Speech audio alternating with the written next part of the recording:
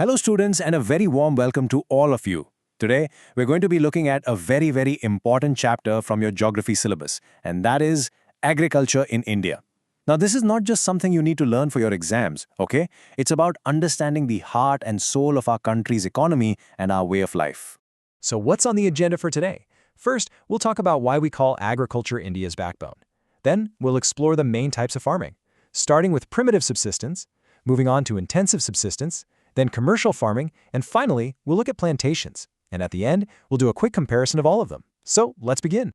Okay, so to really understand just how massive agriculture is in India, just look at this number, 2/3. What does that mean? It means that 2 out of every 3 people in our country are involved in agriculture in some way. That's a huge part of our population. It's their main source of income, their livelihood. It is truly the heart of rural India.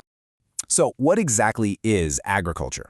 Well, first of all, it's a primary activity. That just means we're producing things directly from nature. And think about it. Agriculture produces most of the food we eat, right? But it's not just food. It also gives us raw materials for so many industries. The cotton for your clothes, the sugarcane for sugar, it all comes from the farm. So you see, it feeds us and it feeds our industries too.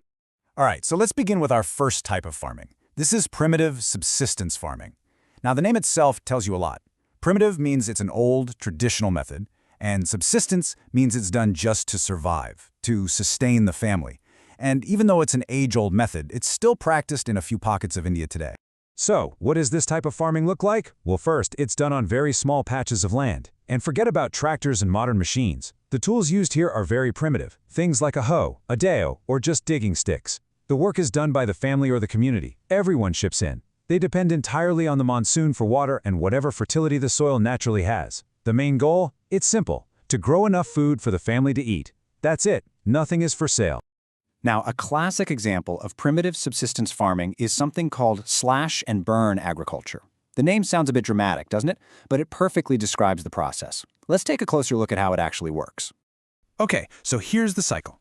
First, farmers find a small patch of forest land and they clear it. They cut down the trees and the plants. That's the slash part. Then they burn everything they've cut. This is the burn part. Why do they do this? Because the ash from the fire is full of nutrients and it makes the soil fertile.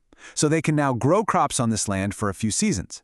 But after a while, the soil loses its fertility. So what do? They simply abandon that patch of land and move, or shift, to a new patch and start the whole process again.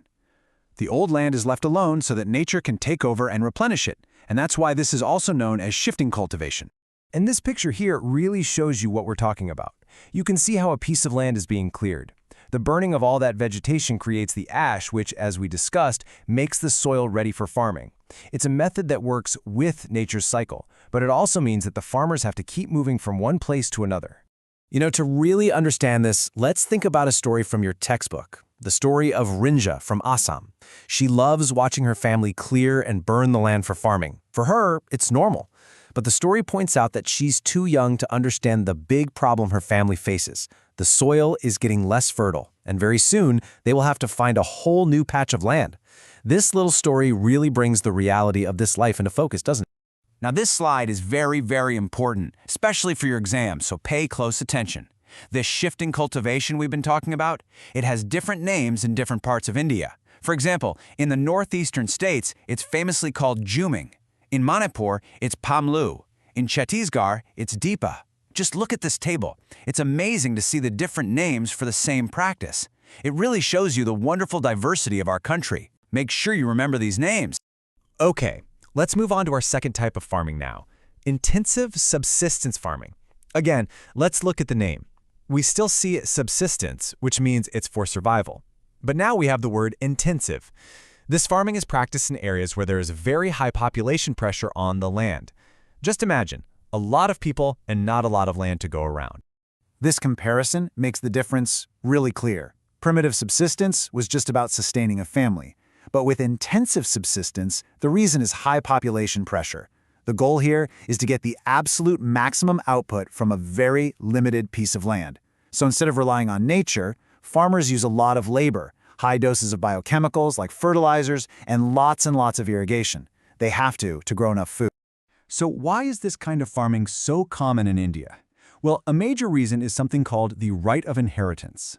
What this means is that when a farmer passes away, his land gets divided among his children. Then, in the next generation, it gets divided again.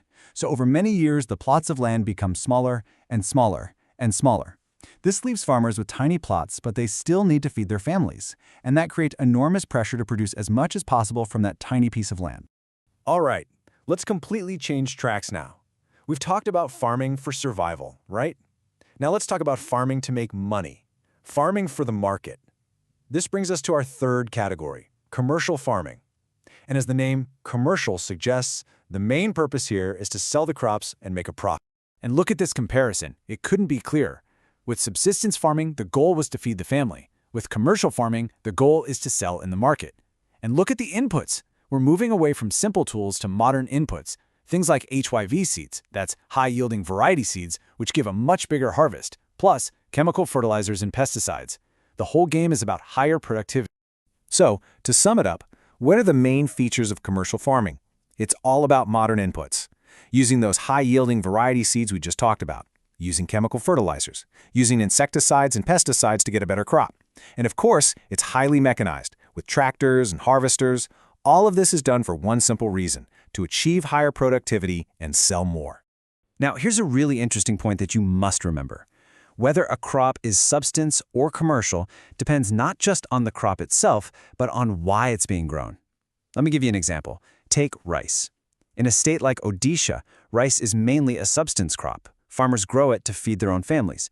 But if you go to Punjab or Haryana, rice is a major commercial crop.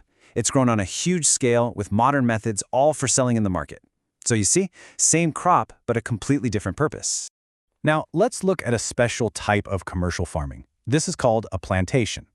You can think of a plantation as the place where agriculture and industry meet. It's farming on an industrial scale. So what is plantation agriculture?